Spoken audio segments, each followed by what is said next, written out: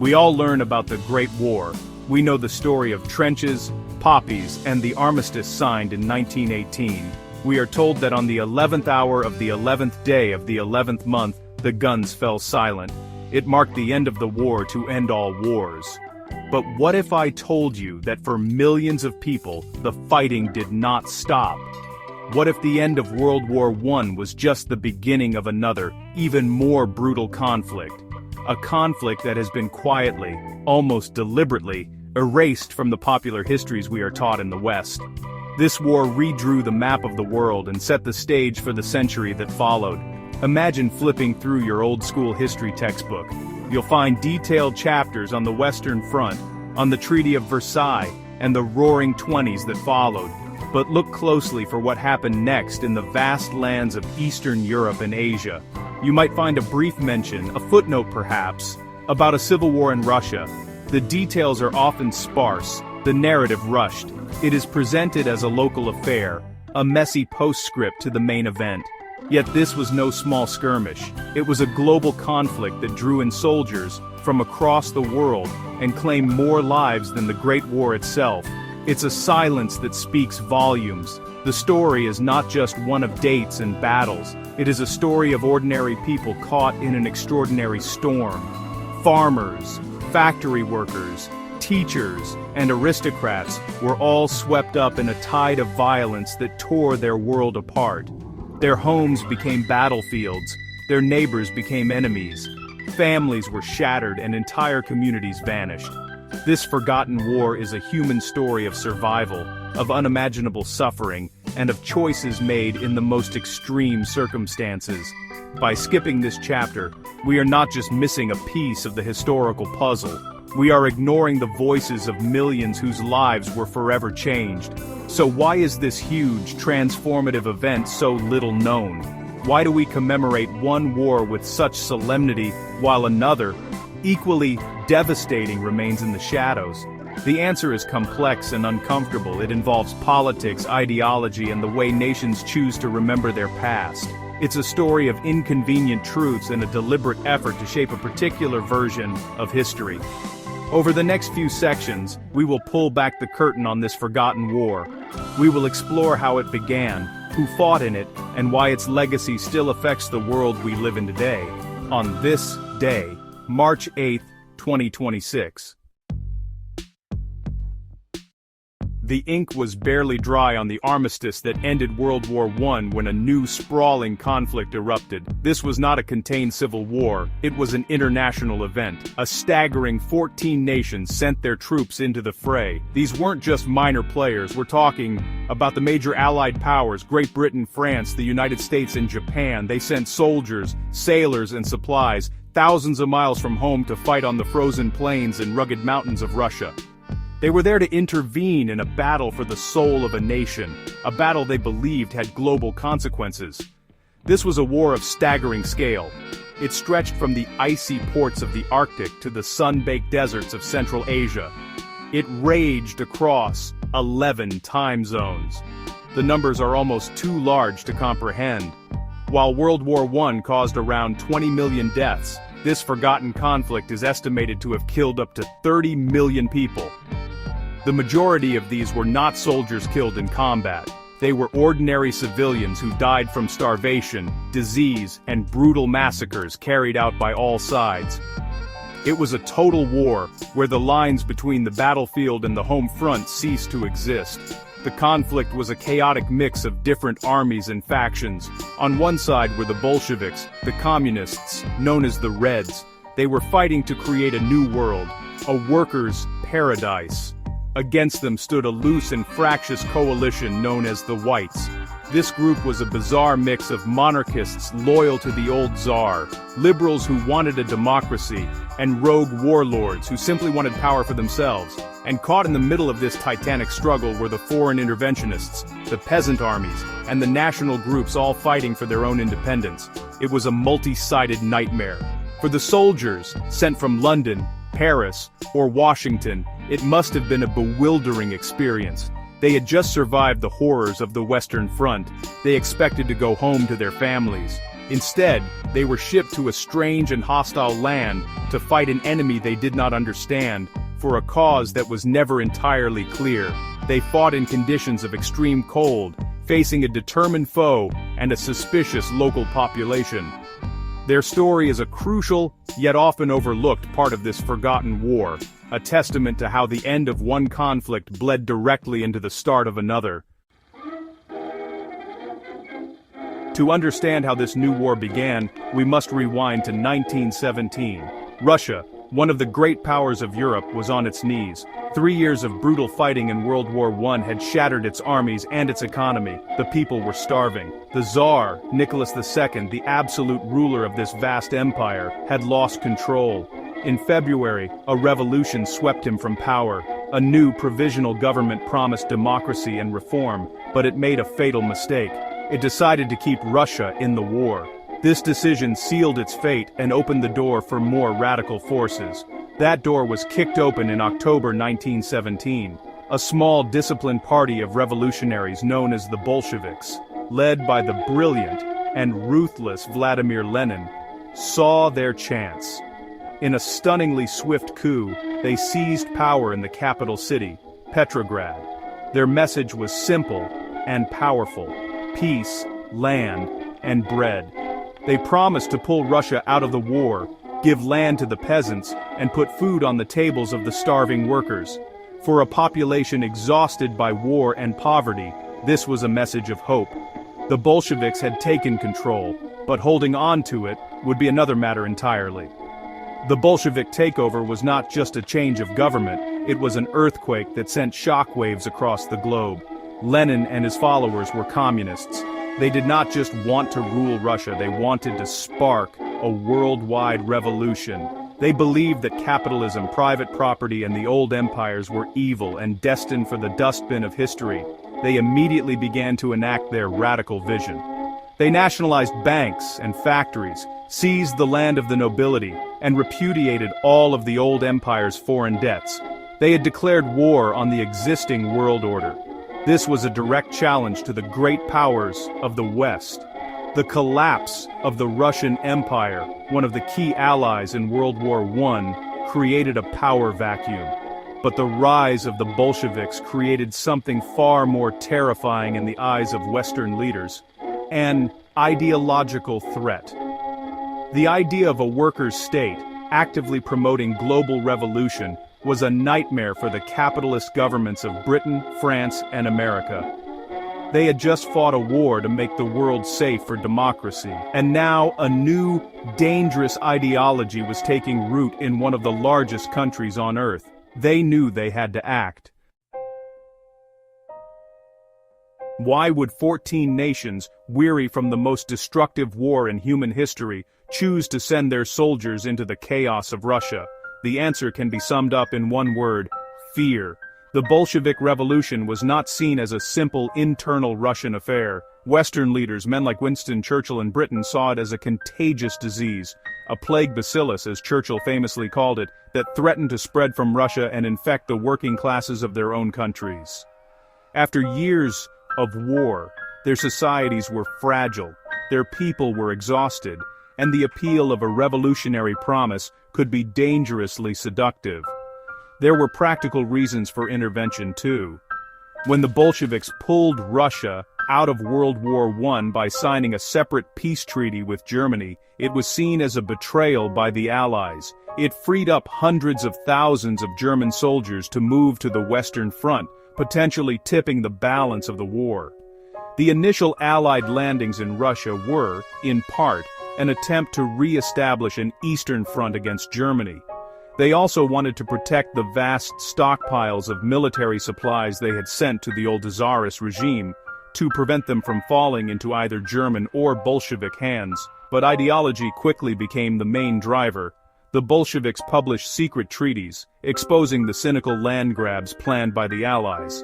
They canceled Russia's massive foreign debts, wiping out billions in French and British investments overnight. This was a direct attack on the international financial system. More than that, the Bolsheviks' open call for workers everywhere to rise up against their governments was a declaration of ideological war. For Western leaders, this was not just about money or military strategy anymore. It was a crusade to strangle communism in its cradle before it could grow into a global monster. So, the decision was made. It was a messy, often reluctant decision, but it was made nonetheless. The Allies would support the anti-Bolshevik White armies with money, weapons, and their own troops. They would blockade the country, hoping to starve the revolution into submission. They believed that a short, sharp shock could topple Lenin's fragile government and restore a more friendly regime. They fundamentally misunderstood the situation. They underestimated the Bolsheviks' resolve and the deep desire of the Russian people to be free of foreign soldiers on their soil. Their intervention would not crush the revolution, it would fuel it. The Allied intervention was a truly global affair. British troops landed in the northern ports of Murmansk and Archangel, fighting in the brutal cold of the Arctic Circle. They also deployed forces in the Caucasus region, rich in oil, and sent naval support to the White armies in the Baltic. The French established a major base in the Black Sea port of Odessa, supporting White operations in southern Russia and Ukraine. Their soldiers, many from colonial territories in North Africa, found themselves fighting a confusing war far from home, battling not just the Reds, but also disease and the freezing winter. The Americans also played their part, though their involvement was, a bit more hesitant.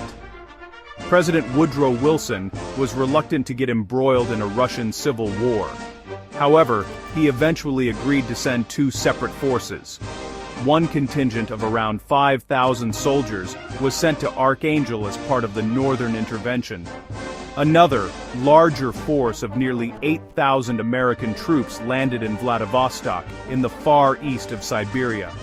Their official mission was to protect Allied supplies and help evacuate a friendly fighting force, known as the Czech Legion. In reality, they became entangled in the chaotic local power struggles. Perhaps the most ambitious intervention came from the Japanese. Seeing an opportunity to expand their influence on the Asian mainland, Japan sent a massive army of over 70,000 soldiers into Siberia. While officially part of the Allied effort, the Japanese had their own agenda. They aimed to carve out a puppet state in Russia's Far East and secure the region's valuable resources for themselves. Their presence created deep suspicion among the other allies, particularly the United States, adding another layer of complexity and mistrust to an already chaotic situation. These were not allies working in concert, they were rivals jockeying for position. Alongside these major powers were soldiers from a dozen other nations. Canadians, Australians, Italians, Serbs, Greeks, and Chinese troops were all present on Russian soil at various points. They served as guards, logistical support, and sometimes as combat troops. For the average Russian peasant, seeing their land occupied by this bewildering array of foreign uniforms was terrifying and infuriating. The Allied intervention, meant to weaken the Bolsheviks, had the opposite effect. It allowed the Reds to portray themselves as the true defenders of Russia, fighting to expel foreign invaders. It became a powerful and effective recruiting tool for their Red Army. The Russian Civil War and the Allied intervention were not fought with the same rules as World War I.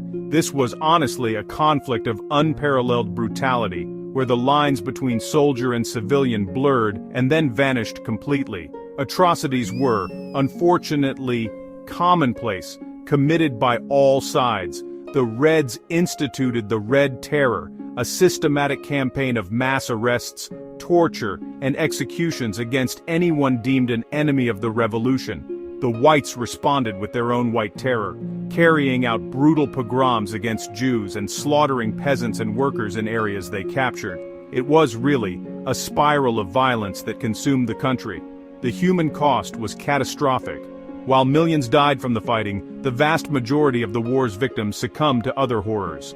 The collapse of infrastructure and the constant warfare led to a devastating famine that swept across the land.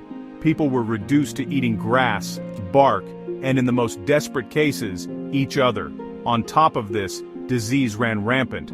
A massive typhus epidemic spread by lice among the armies and civilian populations killed an estimated 3 million people alone. Cholera and Spanish flu also took a terrible toll. Life became cheap, and death was everywhere. Borders, which had seemed so permanent under the old empire, were now in constant flux. As the red and white armies surged back and forth across thousands of miles, control of cities and entire regions could change overnight. This chaos also provided an opportunity for nations that had been absorbed by the Russian Empire to break free. Finland, Poland, Estonia, Latvia, and Lithuania all fought for and won their independence during this period. In Ukraine, the Caucasus, and Central Asia, bloody wars for national liberation were fought against both the Reds and the Whites. The map of Eastern Europe and Asia was being redrawn in blood.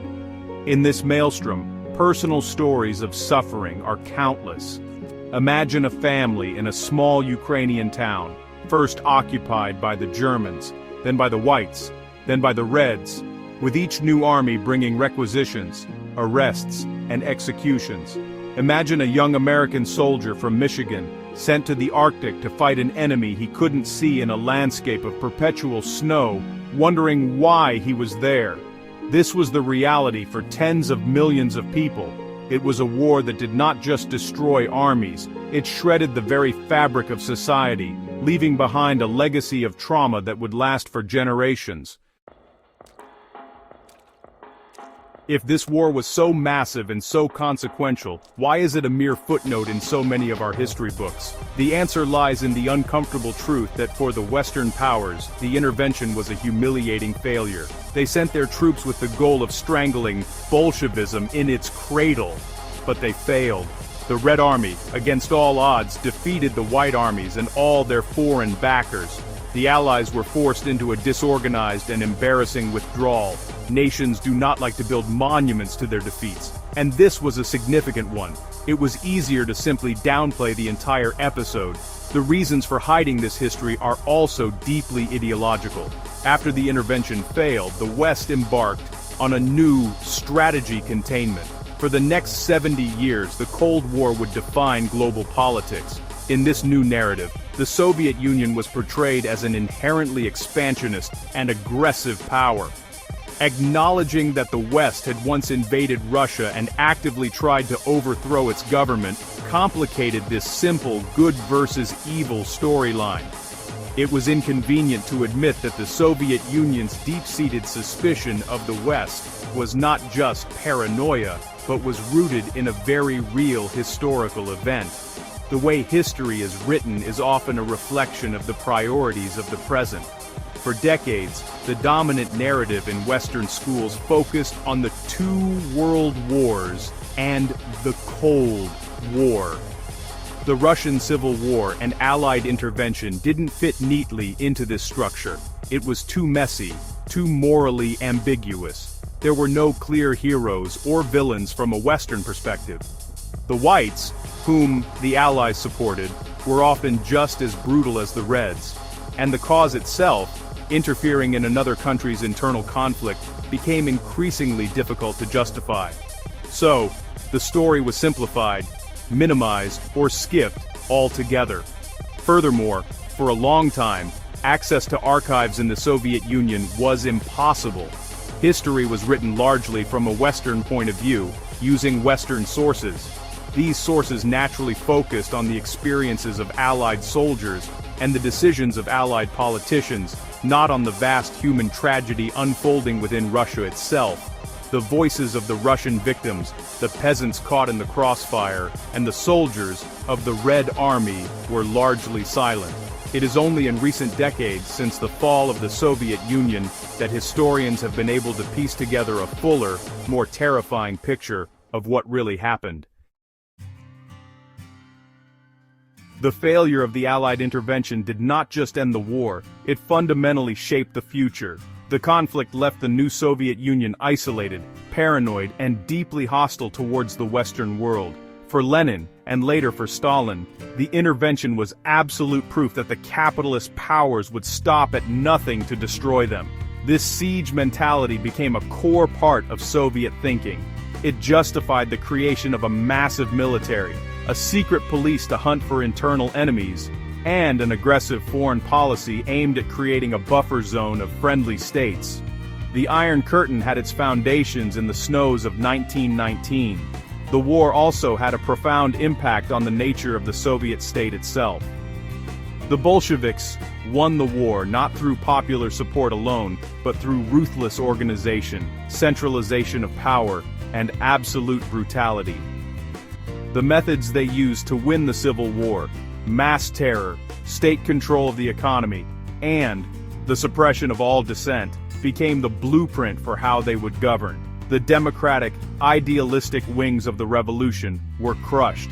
The state that emerged from the ashes of the war was not the workers' paradise many had dreamed of, but a hardened, militarized, one-party dictatorship forged in the crucible of total war.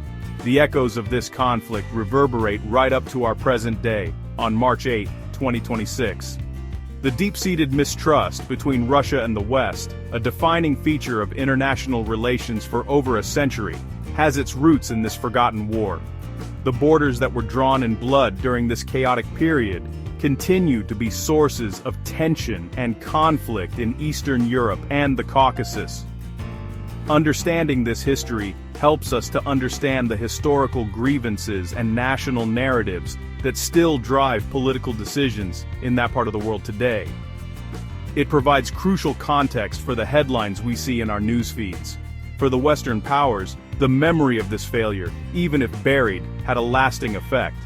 The disastrous intervention in Russia served as a cautionary tale for decades, shaping debates about when and how to intervene in the affairs of other nations. The experience taught a bitter lesson about the limits of military power to dictate political outcomes, and the dangers of becoming entangled in complex civil wars without a clear strategy or popular support. It's a lesson that has been learned and forgotten, and then learned again, throughout the turbulent history of the last 100 years. History is not a static collection of facts, it is a story we tell ourselves about who we are and how we got here. The stories we choose to tell, and the ones we choose to bury, matter enormously. Burying the story of the Russian Civil War and the Allied intervention leaves a gaping hole in our understanding of the 20th century. It allows us to indulge in a simpler, more comfortable version of the past, one where the lines between right and wrong are clearly drawn, but the real past is rarely so neat. It is messy, complicated, and often deeply uncomfortable. Remembering this war forces us to confront difficult questions. It challenges the heroic narrative of the Allies as purely defenders of freedom and democracy. It shows how fear and ideology can lead powerful nations into disastrous foreign adventures. It reminds us that our own countries were once participants in a brutal conflict that contributed to the deaths of millions of people. This is not about assigning blame a century later. It is about seeking a more honest and complete understanding of our shared past, with all its flaws and failures. Without this understanding, we are prone to repeating the same mistakes. Most importantly, remembering this history means recovering the human stories that have been lost. It means giving a voice to the millions of ordinary people, the Russian peasants, the Ukrainian nationalists, the American polar bears, the French colonial soldiers, who were swept up in this maelstrom. Their experiences are a vital part of our collective human story. They serve as a powerful testament to the devastating consequences of war, particularly wars where ideologies clash and civilians become the primary targets. Their suffering deserves to be acknowledged, not erased for political convenience. Ultimately, the past is never truly past. Its echoes continue to shape our present and our future. The forgotten war that followed World War I set the stage for the Cold War, drew the borders of modern nations, and forged the Soviet Union in a fire of unimaginable violence. It is a dark and difficult chapter of history, but one we must have the courage to read.